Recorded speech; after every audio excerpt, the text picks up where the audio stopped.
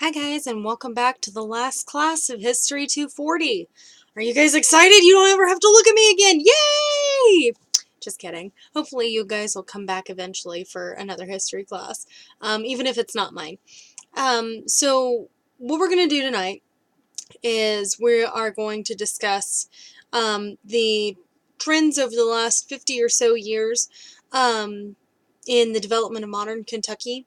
You guys only have 3 slides to go through, so hopefully it will be a very short meeting for us tonight. And then the only thing that's left to do is just to discuss the final. As you can tell, things around here are a bit hectic, by the look of my space. It hasn't changed in a couple weeks. In fact, it's probably dirtier now.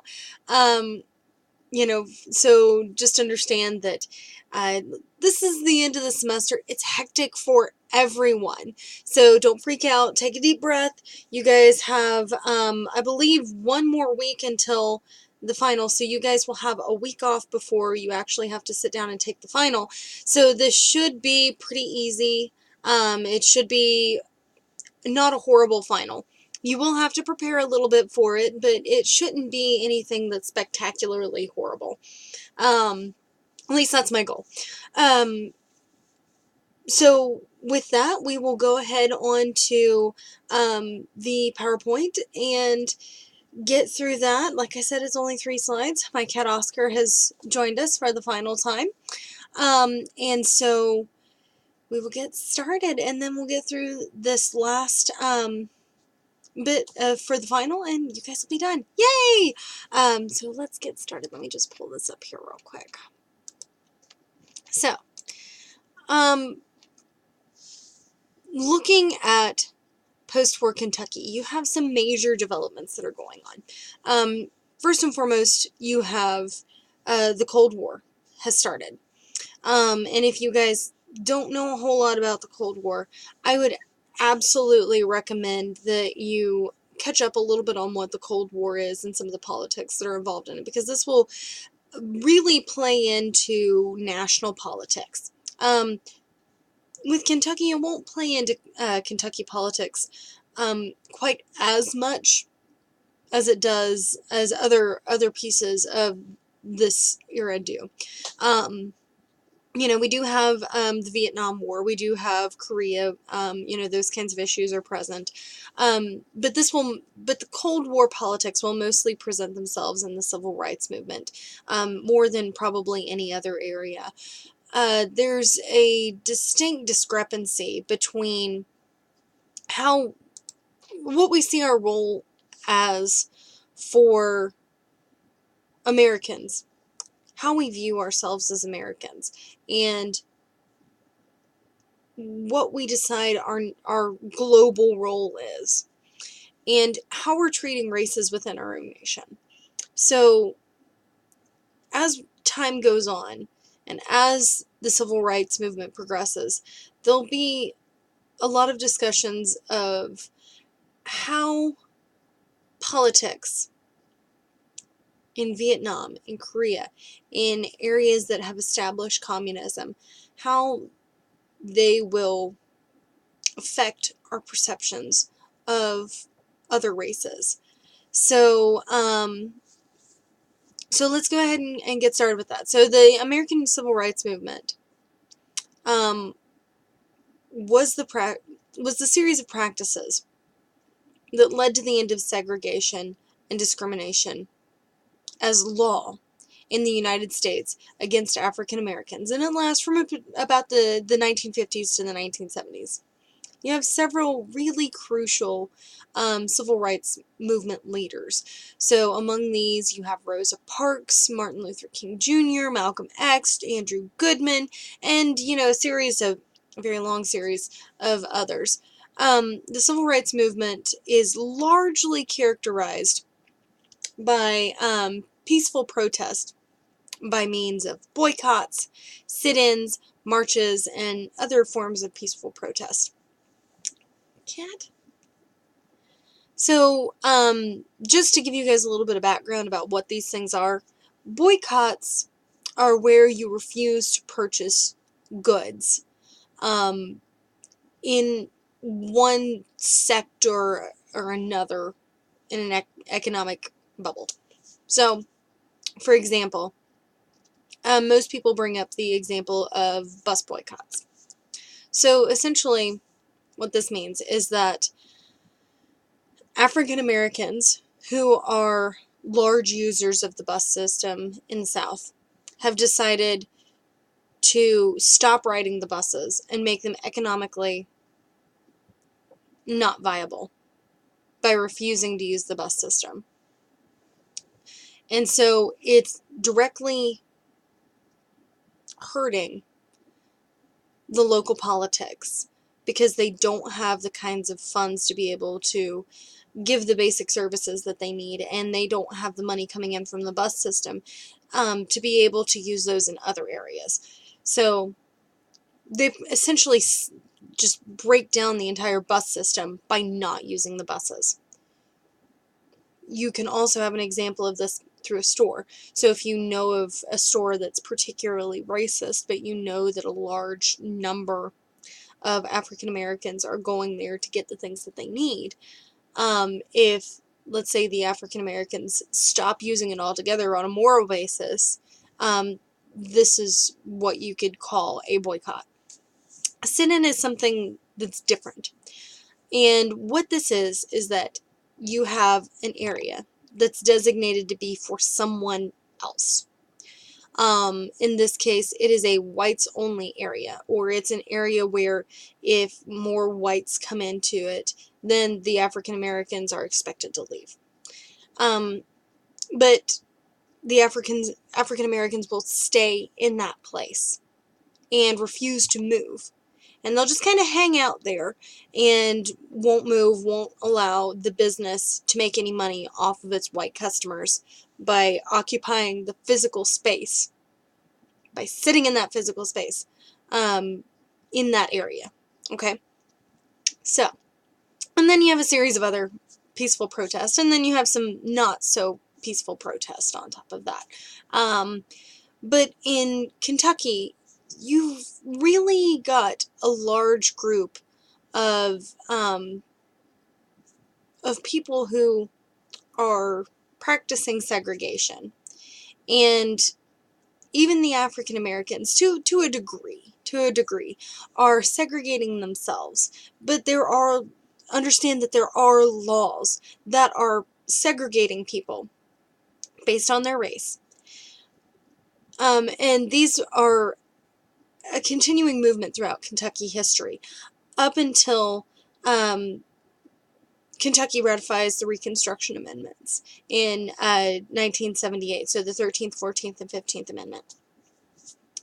In Louisville, for example, there is a law that dictates where a person can live within Louisville based on their race. So if 75% of the community or more is of a certain racial bias, then only people from that certain racial bias can move into that area. So let's say that you're in a predominantly black neighborhood. You can only buy property if you are black in those neighborhoods. So let's say you want to move into a really nice white community because the schools are better or what have you. You are not allowed to move into that area if you are black. If it is 75% white, nope, no blacks can move in. Sorry, hate it for you. And this will change over time, but it's a long time coming.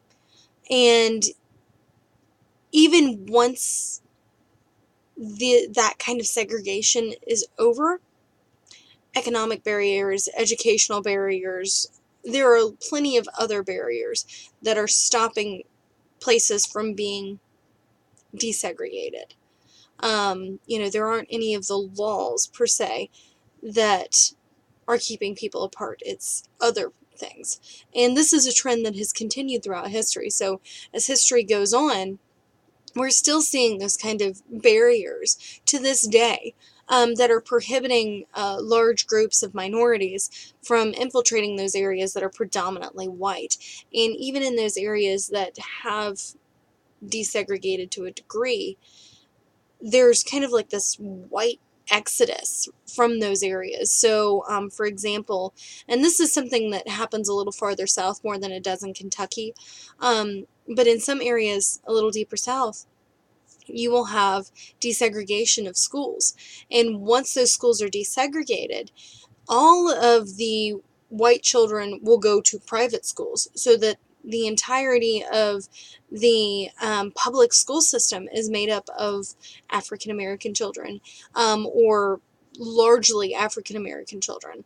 And many of them are in poor economic circumstances, so they don't have those tax revenues that are coming in to kind of bolster the underpinnings of the schools, so the schools aren't doing super well. But this doesn't happen quite so much in Kentucky at this point. There are still absolutely, especially in urban areas, segregation by means of economic circumstances and educational circumstances and developmental circumstances. But it's not in law anymore. So, what we have starting in about 1954 is major strides toward ending segregation. And a good deal of this will come from Brown versus Board of Education of Topeka. And this will happen in about 1954. And it's a major U.S. court case. And this is a court case that will go on to the Supreme Court, which is why it's so significant. It's because whatever that court case, whatever the findings of that court case are, will have implications for the entirety of the U.S. So if you go to the Kentucky Supreme Court and you try a case at the Kentucky Supreme Court, it will have repercussions for the entirety of the United States. Okay? So with Brown versus Board of Education, this will end the idea that was proposed by Plessy versus Ferguson in 1896. And this is the idea of being separate but equal. So you'll have separate water fountains, you'll have separate bathrooms, you'll have separate restaurants, and you'll all have restaurants. And they will be equal because you have both. But the question is it actually equal? If you look at some of the segregation pictures from this time period, you've got pictures of water fountains in the United States that are segregated. And you'll have this really nice water fountain that's very modern for the time. And in fact, it looks a lot like some of the water fountains that we have now in our schools. And then you'll have this like access to water that's just barely what someone would call a water fountain. It's like a pipe with a spigot on the top. It's not really actually a water fountain in a lot of cases. It's just access to water. But they both have water fountains. So they're separate and they're equal because they both have water fountains, but are they actually equal? So under this U.S. Supreme Court case, the U.S. Supreme Court will rule that separate educational facilities are inherently unequal.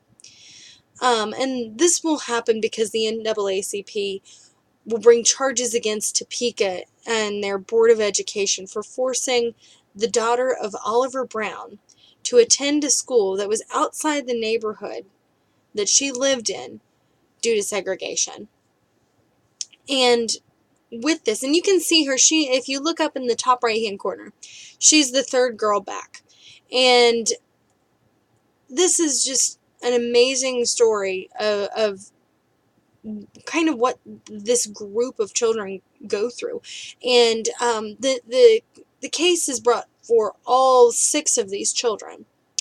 But it's called Brown versus Board of Education because Miss Brown had the name that came alphabetically first. So it becomes Brown versus Board of Education.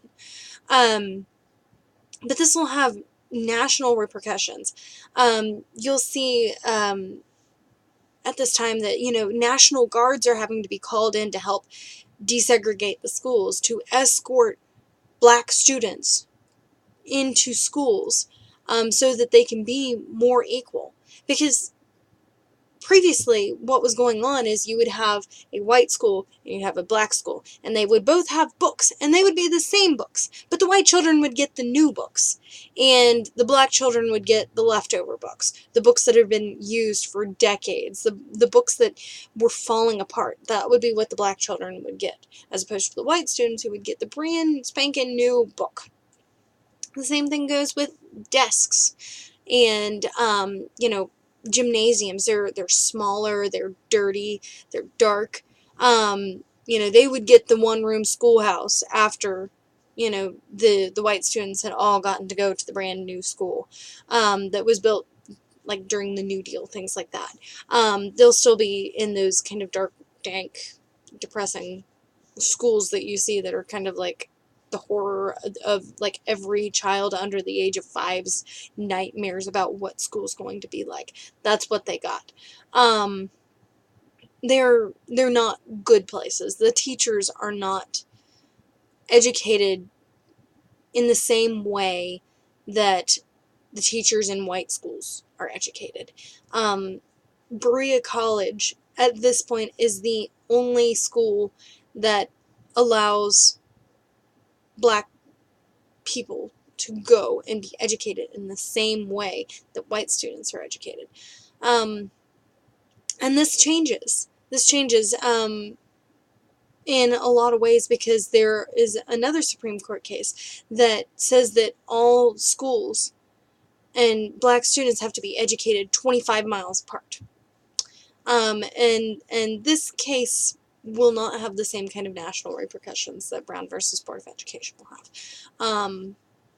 But it does make it very high into the appellate court.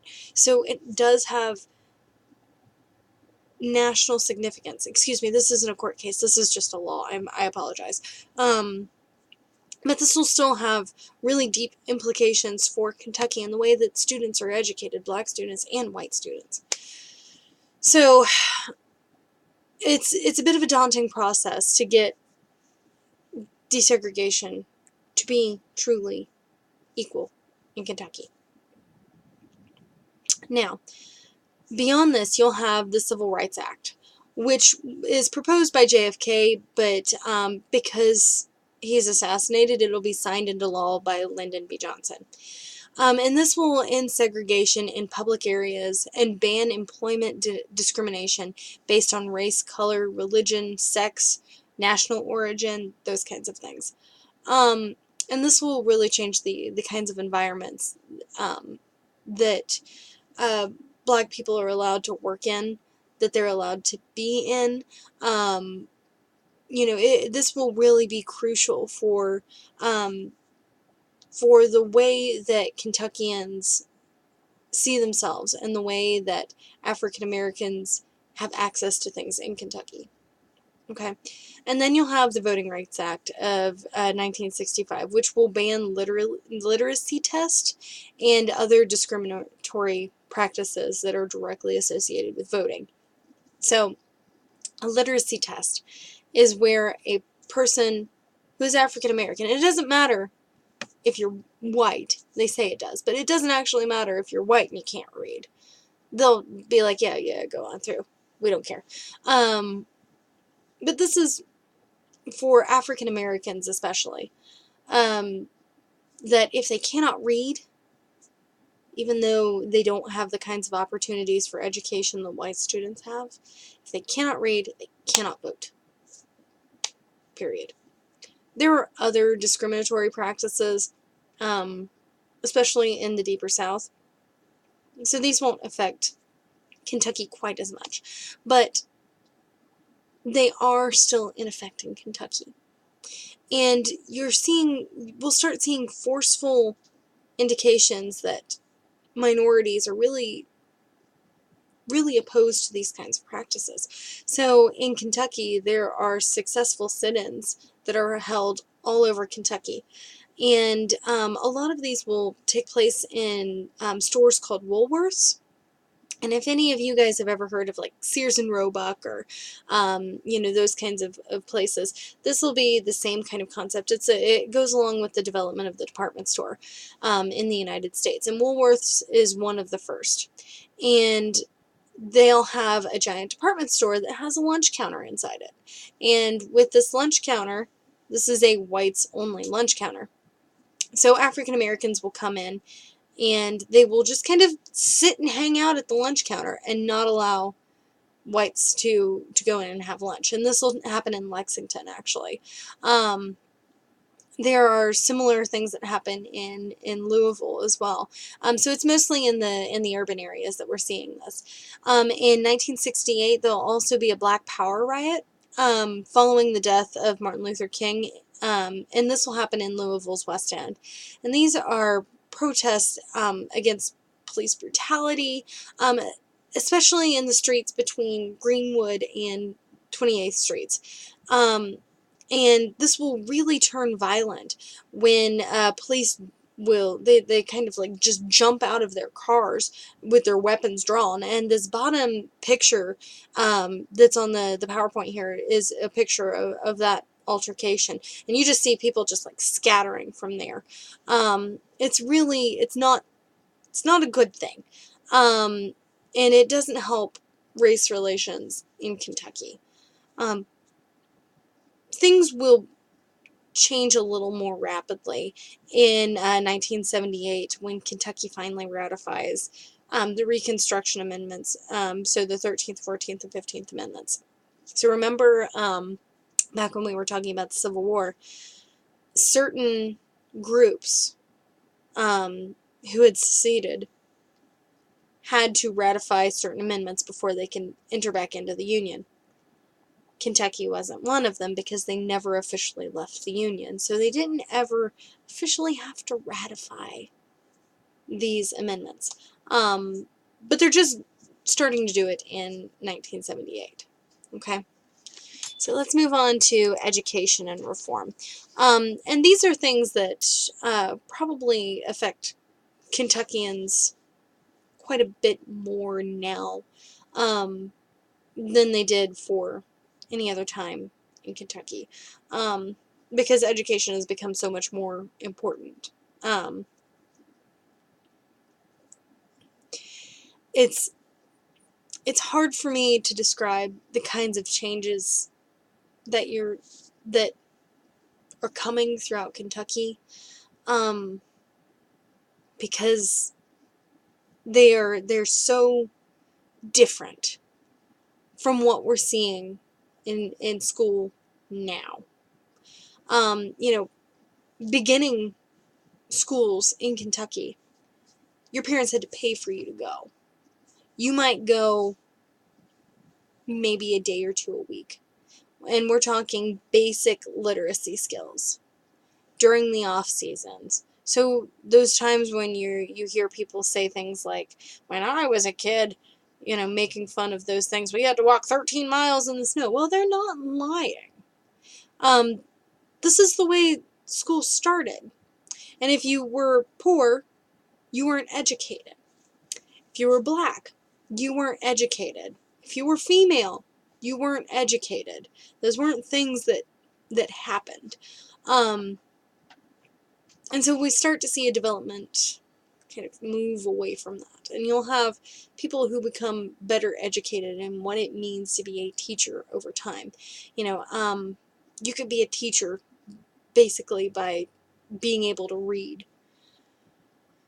which is not, the best indicator for, whether or not you should give a person a job, but it is what it is at that time. Being a prominent person within the community would land you a spot as a teacher in a school. But, these will really start to change. And a lot of the reason why we see such big changes are directly associated with changes in population in the 1950s. So for economic reasons, because Kentucky is economically failing in the 1950s and prior to the 1950s. We'll see about 13% of the population leave Kentucky and never come back. And so it becomes much more important from about 1950 on that Kentucky schools kind of change the way that they're practicing. But before we go on to that, we need to go back just a little bit. So in about 1838, this is the first instance of federal funding in Kentucky schools. By about 1850, so prior to the Civil War, you've got Reverend Robert J. Breckinridge, who's known as the father of public schools, in charge of Kentucky public schools. And he will push for taxes to fund schools. Prior to this, like I said, Kentucky is and I'm talking very early in the development of Kentucky. Kentucky is solely based on what your parents could put in to pay the teacher to pay for you to go to school. So, changing over to funding, state funding for public schools and taxes for public schools, this is a big change. And this is why he's known as the father of schools, because now there's so much more money coming into these schools. And, teachers are paid just a little bit more, and more people have the ability to go to school with this. Okay? You'll see one-room schoolhouses that are common until 1920. There are still many of them that are around at the time when you see the stock market crash in 1929, and revamping those schools so that students can move from a one-room schoolhouse to a much larger school is something that the WPA will work on. So, the New Deal is really influential to this. Teachers in 1925 are only making per year about half the cost of a new car. So a new car will cost $800. Teachers are making only about $500. So there's a trend throughout time that teachers don't make a lot of money.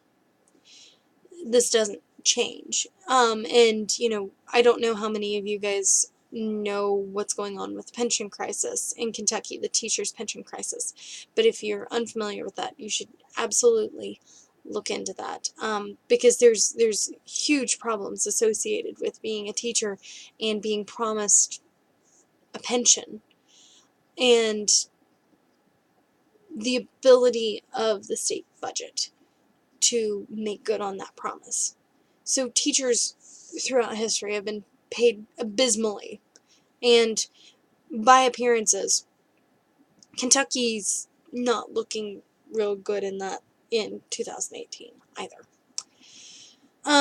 So in about 1900, Kentucky is considered to rank high in literacy as compared to the rest of the South, but as time passes, they just dramatically fall, and they will be considered among the lowest for many, many years to come. But most historians consider there to be three big changes in the way that Kentucky education reform happens. So the first one is called the Whirlwind Campaign.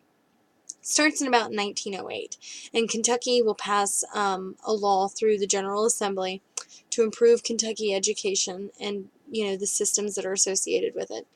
And every county must set up a high school, taxes to pay for it, and strengthen compulsory education law. So what this means is that they say that every white student at least, has to go to school at least for some time. So by 1940, Kentucky is the last in the nation of percentage of people who finish high school. Last in 1940. Support really dies quickly for this campaign,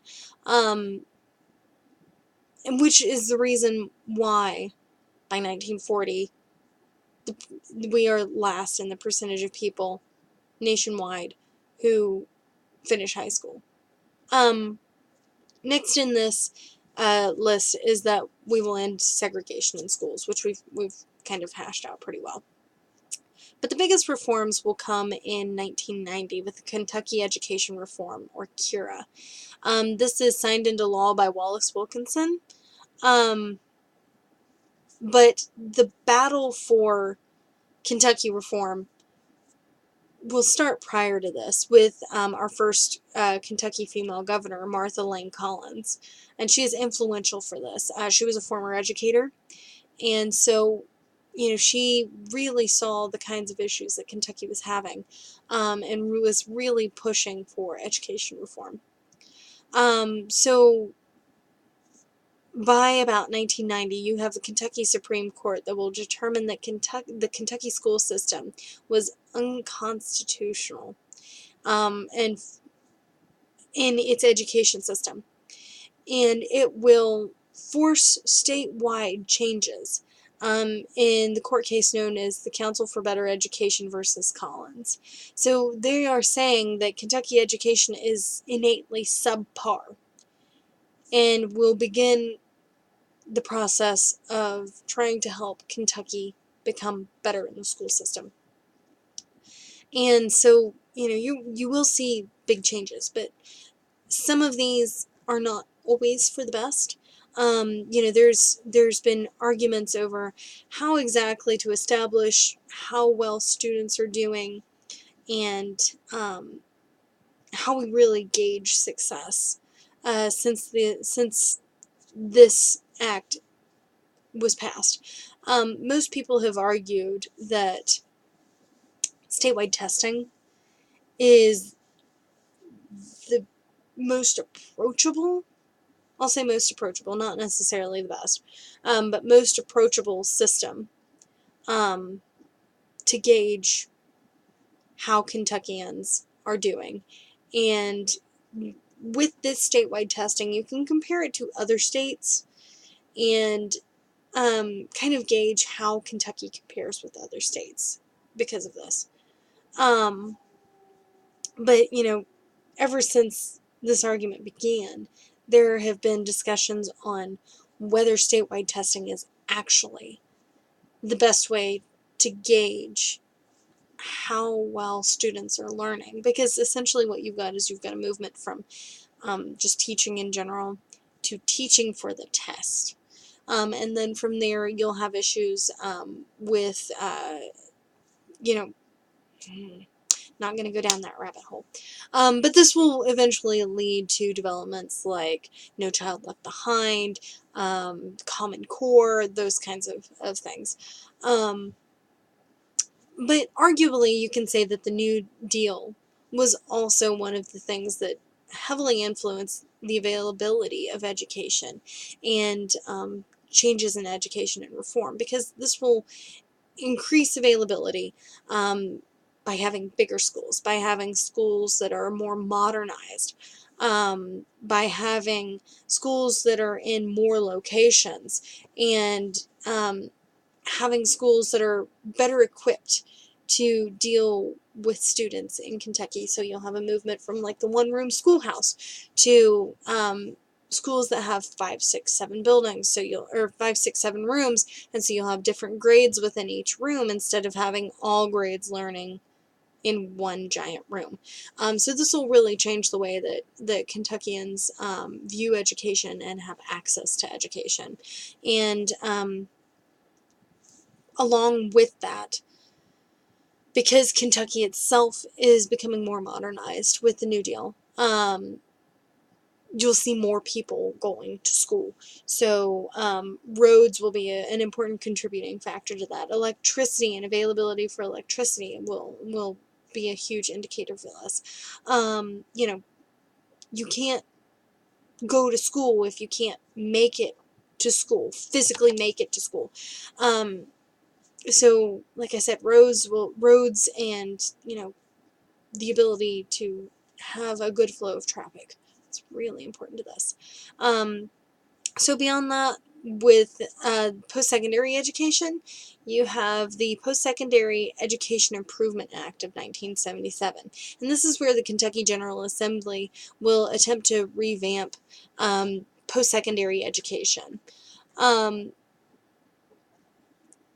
Under this, you've got a movement for Kentucky to become a top 20 public research university by 2020.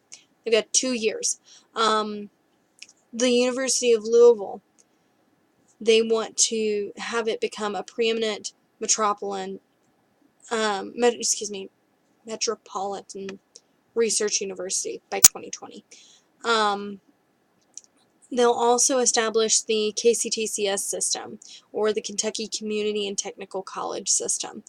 Now, when I was growing up, there was community and technical colleges, but they weren't under one big umbrella group. So they'll consolidate from the Kentucky Community College system, which is where you'll have ACTC. For example, Ashland Community and Technical College, it was part of this community college system, but it'll kind of mesh itself with the workforce cabinet, and then you'll have developments like the Kentucky Virtual Campus, the Kentucky Virtual Library, the Kentucky Virtual Schools. All of those will kind of combine themselves together to become part of the KCTCS system, which is the system that we're working under right now. You guys are taking online classes through KCTCS. So this is because of the Post-Secondary Improvement Act, Education Improvement Act of 1997. So you can thank this act for you being here today, essentially. So moving on from this, you have one final thing that I want you guys to understand, and that is, this one is something that is fairly hard for me to really dictate to you guys. Essentially what this is that you've got a bunch of corrupt politicians in Kentucky for a really long time. And between 1992 and 1995, as we're having all of these other reforms, they'll get caught. There'll be a movement toward trying to get Kentucky legislators under control and trying to get them to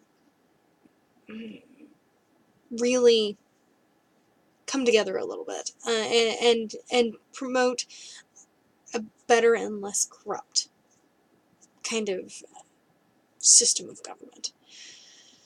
It's arguable over whether or not this actually works, but most people think that it did. So, 15 legislators, lobbyists, and public figures are brought up on charges of bribery, extortion, fraud, and racketeering during an undercover operation by the FBI. It's named Bop Trot because it is kind of encompassed under two different facets. So you've got the undercover operation being named for the Business Organization and Professionals Committee, short BOP. And this is in Kentucky's House of Representatives and the Senate, which is where the majority of this group comes from. And the fact that these committees oversaw horse racing, hence Trot.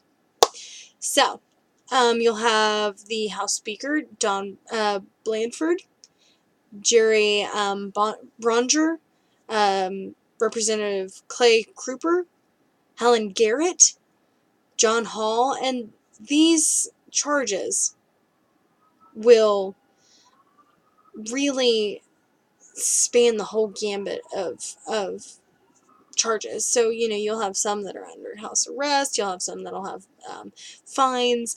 I think the highest fine is $30,000. But, most of the prison sentences are small, if they get prison sentences at all. So, and, this is especially telling under Senator David LeMaster. who's a Democrat. You've got a whole crew of Democrats and Republicans. Not one side is any better than the other one in this one. But under David LeMaster, he's indicted in 1993 and acquitted of extortion and racketeering, but convicted of lying. So he's sentenced to a year in prison and fined $30,000. But he only serves 1 day. And he resigns from the legislature after this. So some of this seems like it's really kind of ridiculous. Why a senator would only spend 1 day in jail for corruption.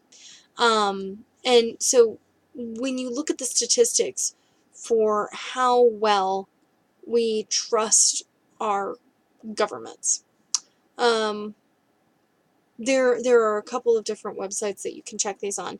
But generally speaking, Kentucky ranks really low among trust for our congressmen and our government.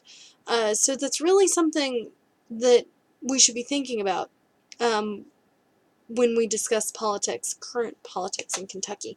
How well do you trust your congresspeople? How well do you trust your local government? Is corruption an issue? Do you feel like they're actually spending your money on what you want them to be spending your money on? So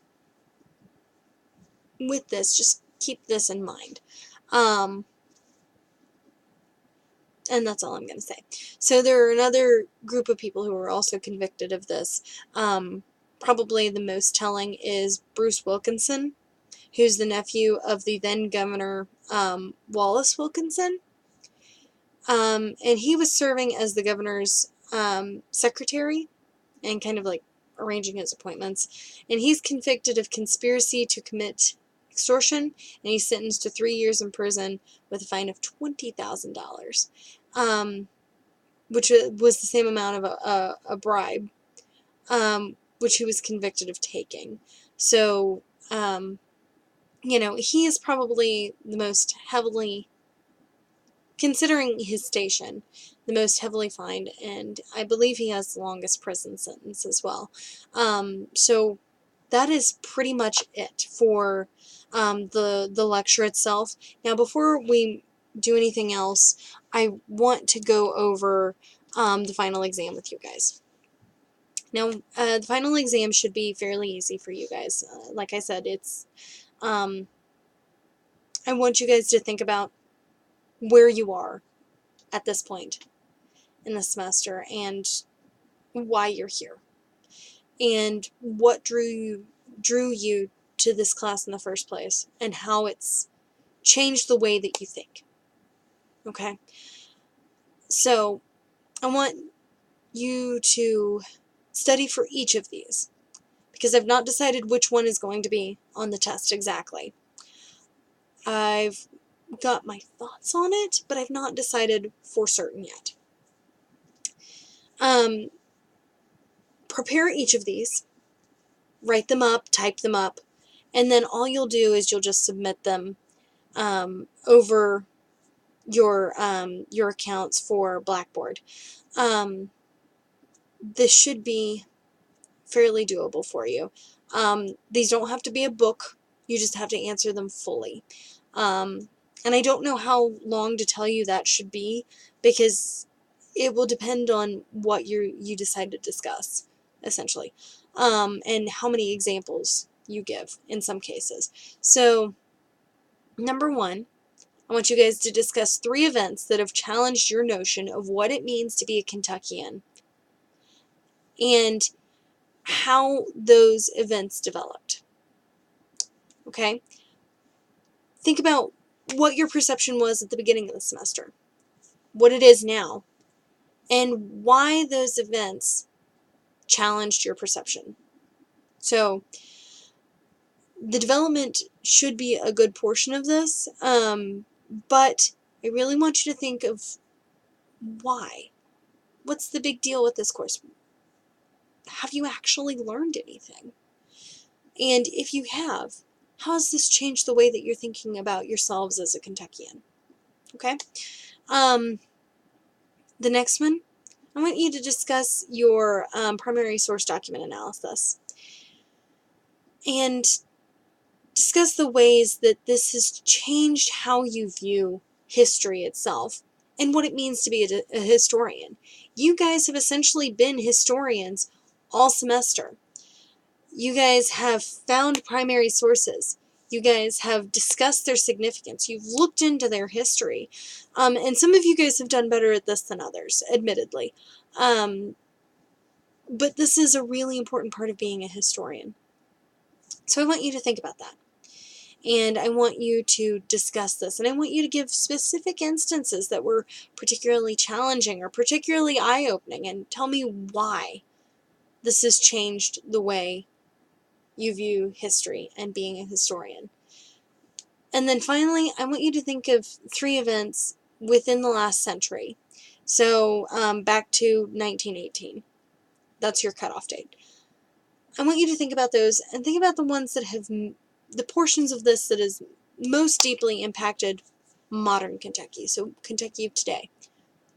Why? Why has it impacted Kentucky so distinctly? I want you to discuss their development and why they're important. What's the big deal about them? Why are you even talking about them? How have they contributed to modern Kentucky? Okay? This can be anything. It doesn't have to even be something that we've discussed in class. If you want to do something that's not class related, by all means, do that. But I like I said, I haven't quite figured out what I want to do, which one I want to do. I'm going to post all of these on Blackboard, but with the understanding that I've not figured out which one I'm going to do yet. So prepare all of them. You've got, I really want to say you've got 2 weeks until the final. I will double check that and let you know for certain. But I feel like these should be fairly easy for you guys to answer. There's not a great deal of research involved in these. I just want you to be thinking. And this is different than anything else that I've asked you to do this semester. So far this semester, it's been, okay, who did this? Who did that? Where did it happen? That kind of stuff. This is different. Actually sit down and think about these things, okay? So that is it for the end of the semester. Thank you guys for being such a wonderful class and being so patient with me. I know that the tech side of this has been a little bit of a challenge, so I really want to thank you guys for being patient with me. So good luck in your endeavors. I hope to hear back from you guys soon. And don't forget to do your course evaluations. So good luck, guys, and have a good rest of the semester. Bye.